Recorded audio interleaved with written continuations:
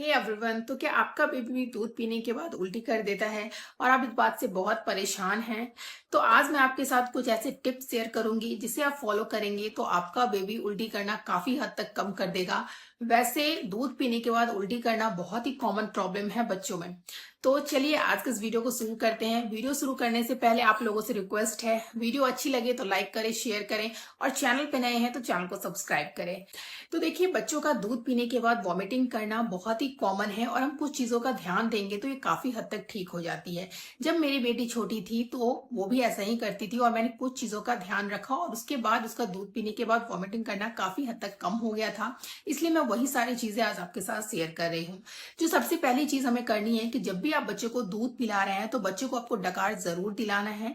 जब बच्चे को आप दूध पिला देते हैं तो उसके बाद 5 से 7 मिनट के लिए बच्चे को डकार जरूर दिलाएं। कई बार क्या होता है कि बच्चे दूध पीने के बाद तुरंत सो जाते हैं, तो उस केस में आपको बच्चे को उठा करके डकार दिलाने की जरूरत नहीं है। बच्चे को सोने दें। जब बच्चा सो करके उठे उसके बाद आप उसे डकार जरूर दिला दें। जो दूसरी चीज आपको ध्यान में रखनी है कि कई बार क्या होता है, जब बच्चे को हम फीड कराते हैं तो बच्चा जो है फीड लेने के बाद अपने मुंह में उंगली डाल लेता है या हाथ डाल लेता है। तो उससे भी क्या होता है ना कि बच्चा जो है मुंह से दूध बाहर निकाल देता है।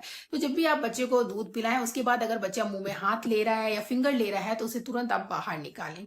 तीसरी चीज जो आप कर सकते हैं कि कई बार क्या होता है कि जब बच्चे को फीड कराते हैं तो बच्चा फीड लेता रहता है और फीड लेते लेते वो ओवर फीड हो जाता है और जब बच्चा ओवर फीड हो जाता है तो वो जो एक्स्ट्रा दूध होता है वही बच्चा मुंह से निकाल देता है।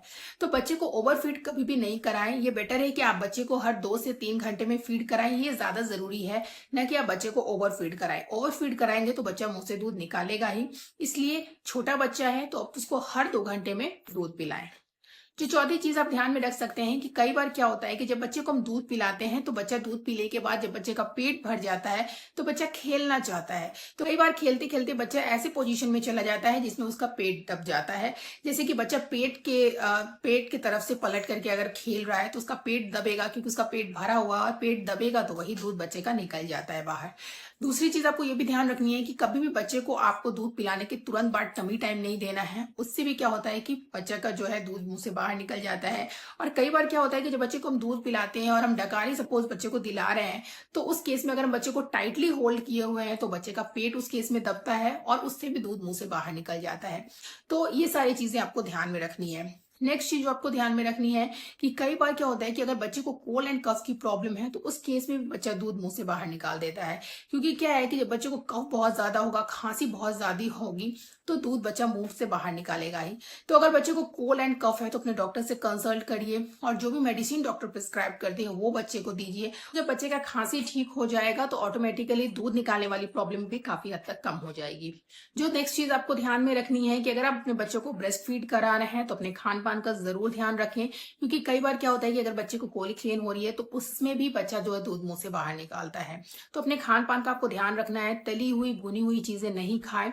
जो हेल्दी घर का बना हुआ फ्रेश खाना है, कम तेल कम घी में उसे बना करके खाइए। तो उससे बच्चे को भी प्रॉब्लम नहीं होगी, बच्चे का भी टमी अच्छा रहेगा और बच्चे का टमी अच्छा रहेगा तो उसको भी कोई प्रॉब्लम नहीं होगी और बच्चा मुंह से दूध बाहर नहीं निकालेगा। तो बस यही सारी चीजें आपको ध्यान में रखनी है और ये सारी सिंपल चीजें आप करेंगे तो आप देखेंगे कि आपका बच्चा जो है दूध मुंह से निकालना काफी हद तक कम कर देगा। अगर आपको लगता है कि नहीं आप ये सारी चीजें कर रही हैं फिर भी ये प्रॉब्लम हो ही रही है तो एक बार इस केस में अपने डॉक्टर से जरूर कंसल्ट करिए। इसको इग्नोर बिल्कुल मत करिए और आपके डॉक्टर जो भी आपको एडवाइस करते हैं उसे फॉलो करिए। तो आई होप आज की वीडियो आप लोगों के लिए हेल्पफुल रही होगी। Thank you.